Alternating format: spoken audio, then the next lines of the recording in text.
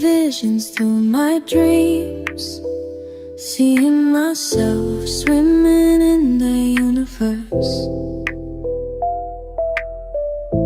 My ancestors gave me gifts to read cards, predict and heal. My name is Daphne, but spirit calls me Babylon. Angels communicate through numbers. Intuition is so deep. The gift I fully embrace within.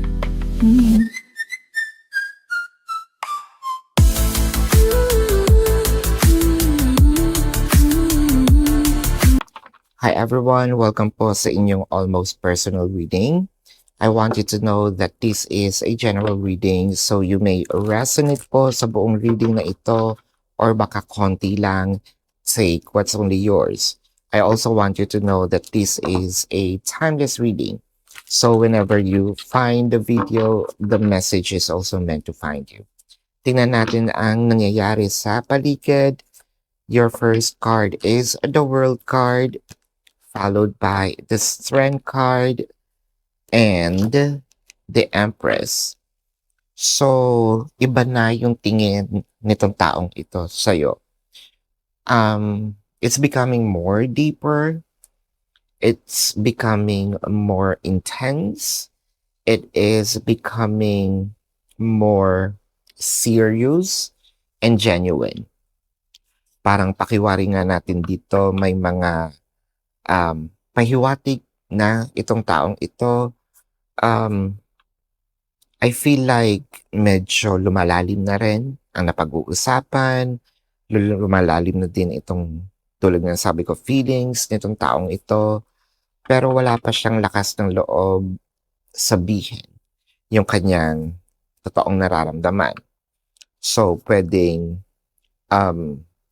nasa mutual understanding kayo, pwedeng kayo na pero hindi pa masyadong intact, no? Hindi pa ganun kalagkit ang inyong relationship. The Strength card is clarified with the High Priestess and the Hierophant. Parang kulang na lang is ipakilala, no? Sa magulang, ipakilala sa mga friends, or para kasing nararamdaman na, or parang kahit wala kayong ginagawa, parang tinutokso na kayo, no?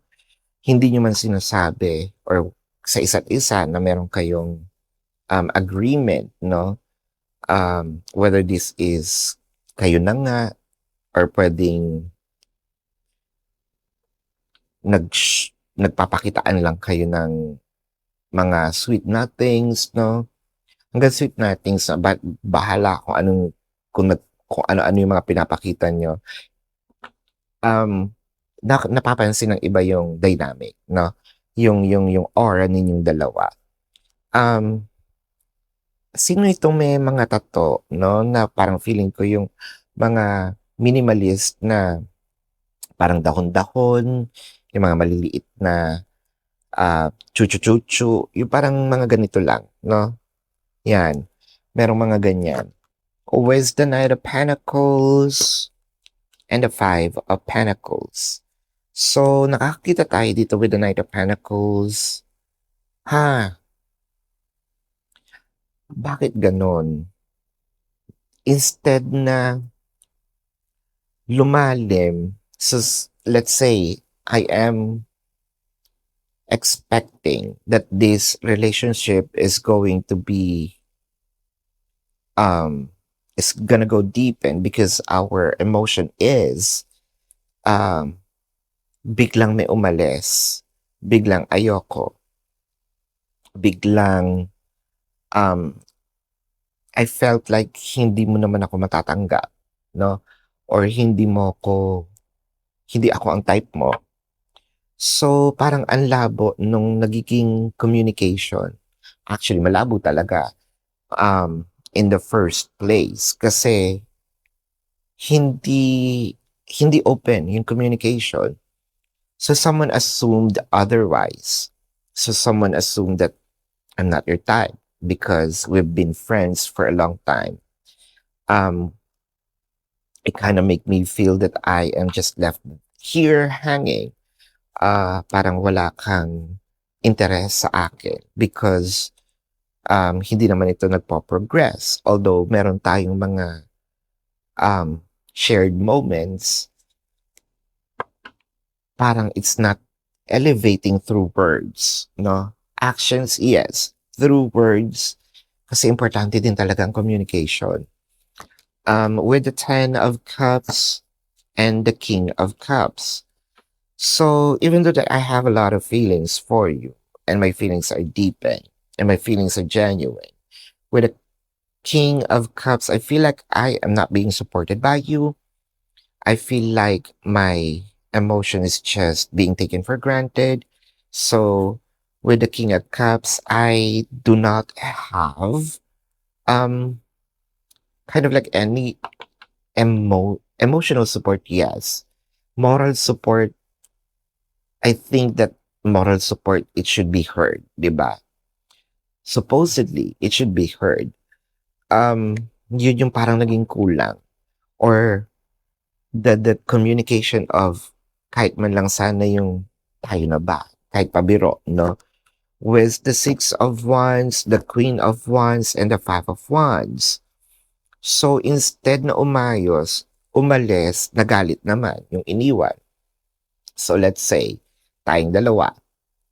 Parang feeling ko, hindi mo naman ako gusto, so ako'y umalis. Nung umalis naman ako, nainis ka naman sa akin, kasi wala nga akong paapaalam, inaway mo naman ako, or nagalit ka sa akin. So instead na pa-elevate ito, bumulusok pababa with the Page of Pentacles and the 3 of Pentacles. Ang ganda ng simula, no? Ang high ng expectations ko nung nagsisimula itong reading na ito. So ngayon, you're back to being strangers.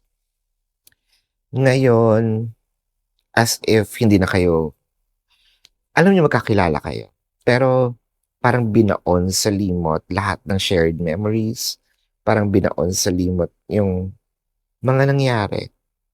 We're back from being strangers. Yun na lang ang title nito. So this is your reading. Bago natin tignan ang zodiac sign, kung kayo po yung nakaka-resonate, let me know sa comment section. Pero if you have some questions, no, dito sa reading na ito, sa description box po, meron po dyan link. Click the link, you will be routed to my website. Nandyan po yung name, number, QR code, amount per question. Take advantage of the 4 questions plus 1. And if you want to book a private reading, nandun din po siya.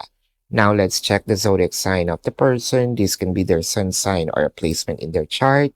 I'm seeing Taurus, Virgo, Leo, Aquarius, Scorpio, Taurus, magkakadikit yung Taurus, Pisces, Virgo, Capricorn, this Leo, yeah. So this is your reading. Maraming salamat. Love and light. Namaste. See you po sa susunod na readings. Goodbye.